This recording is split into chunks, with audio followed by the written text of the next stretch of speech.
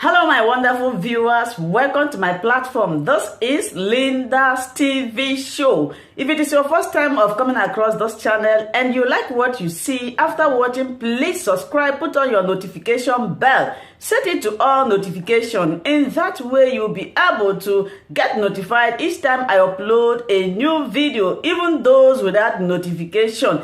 Here we react to all forms of videos, international and local. Every Saturday by 2 p.m. we have our interaction section. You are free to call in to air your opinion about the happenings in our society. Invite your friends, share my videos with your families and colleagues. Do not keep this information to yourself. Myself, I will be sitting down here to watch this video together with you from the beginning to the end. Then we'll go to the comment section and leave our comment, our opinion about the video we watch.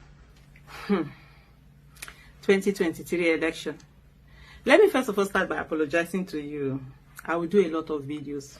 As I see issues, I will talk on them. So please, in advance, no vex. If you see my videos, if they are becoming too much, don't be angry. But we just have like 8 months to election. And I promise you, after the election, I will take a little bit of break from any video or anything. So hold me to my words.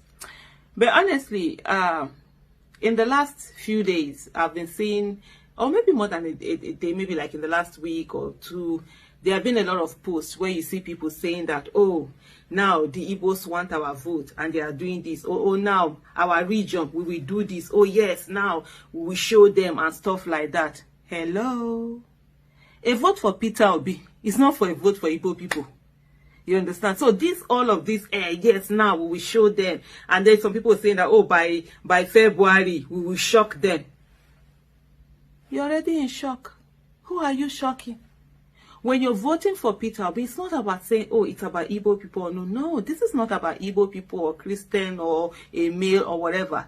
It's about competence, character and capacity. And that's all the focus should be all about. Nothing more, nothing else. And if you think that you're coming out to say that, oh, Igbo people this, Igbo people that, and you want to cut your nose to spite your face, I hope I got that right. Well, the joke is on you.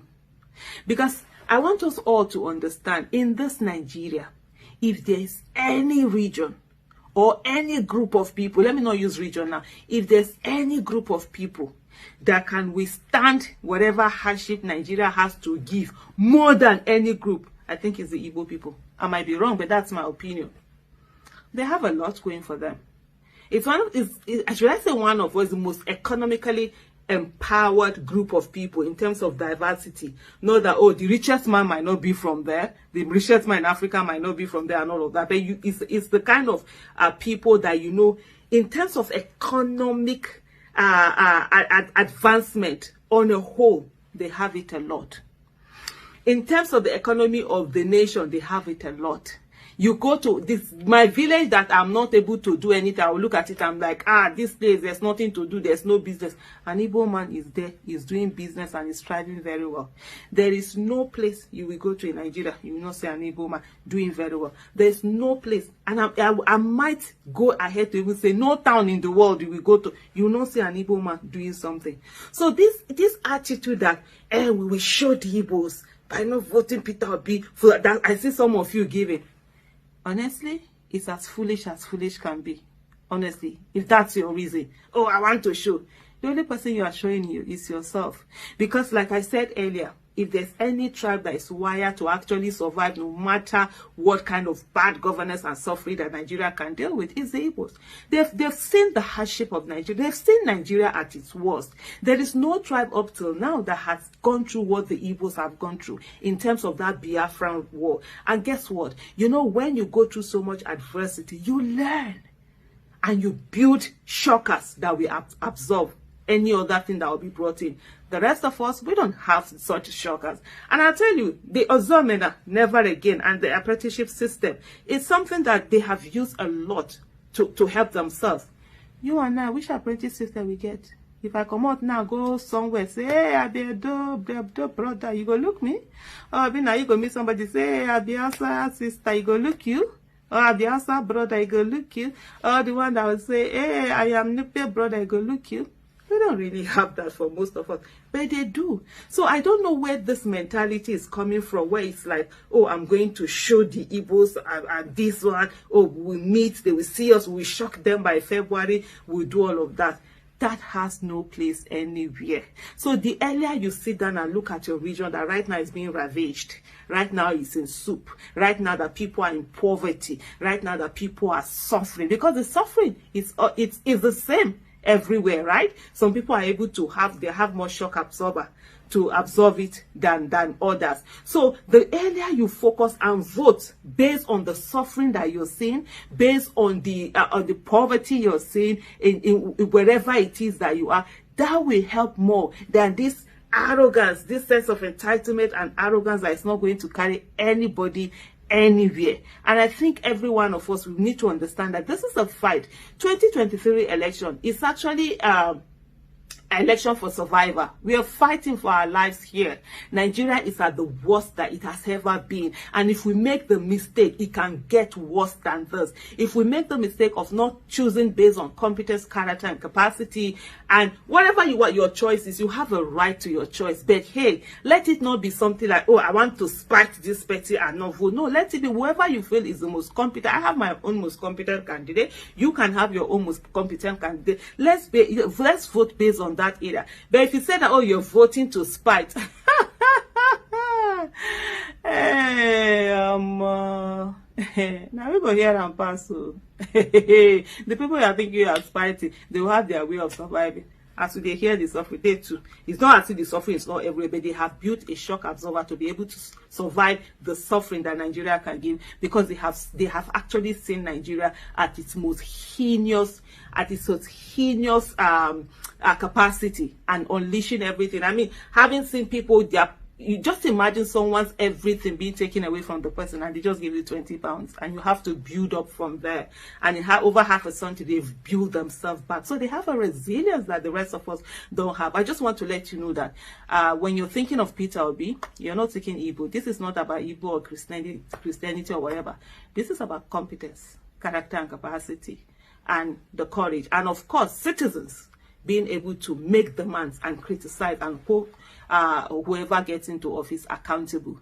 So forget all of that things like, oh, I will show you, I will show them. Poverty has already shown us.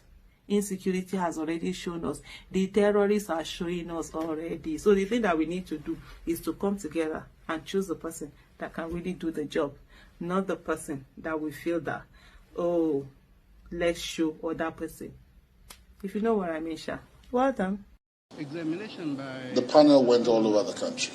You were one of its leading lights. You went all over the country at the time, and you produced a report. And I remember when one of the previous occasions when I spoke to you, I asked the question: what happened to the Oputa panel report? Because a lot of motion went on, but at the end of the day, very little action did we see at the end of the day. As someone who was involved and knew what was produced, did you think that our lack of action on that document, on that process, as a country and as a society, was also a seminal moment in the decision as to whether we were going forward or we were going backwards? Nigerians very foolishly, let me say, think that things self-activate or self-propel themselves. There has to be what you call a primary mover. That is, what moves, how did you get here? You had to have set out from your house to start a journey. You got into a car, you got into a plane, and so on. So, and I hear Nigerians saying rather foolishly, this election that is coming, we must get it right. I say, what do you mean getting it right? Okay, yeah, we must make sure we vote for the right candidate. Is there anything like the right candidate? Is there anything like a right woman to marry or a right husband to marry? Many of these things come as a result of a lot of work. Nigerians think that if we get it right, we've elected. So what do you mean by getting it right? Is it that we had elections, no violence, nothing? Well, the Germans got it right when Hitler became chancellor. They got it right. So, and there is no correlation between electoral outcomes and the things that follow. So when we finished Oputa panel, it had all the ingredients that scholars and activists needed to begin a little bit of robust conversation. But let me tell you, when I finished, I was to go to NIPS. And then again, my friend, Dr. Fahimi, we were just chatting. And he said to me, he said, so now you're finished your put up panel, what next? I said, no, I've just gotten a chance. I'm going to go to NIPS. Because when I went to President Obasanjo, I said, look, I want to go to NIPS. No, I called General Garba, who was in China, was a good friend of mine. He said, no, I'm not the one responsible for recruitment. It's the president. So I went to President Obasanjo. He said, you want to go to NIPS? I said, yeah. To do what? I said, no, to pursue the president. No. If you want me to give you the center to run, I'll give you. But you can't go there as a student. I said, no, I want to go there as a student. He said, no. Then finally he said, okay, under the vice president. So I went to Elijah Atiku. He said that he was very excited, very delighted. And the Atiku process made them take me.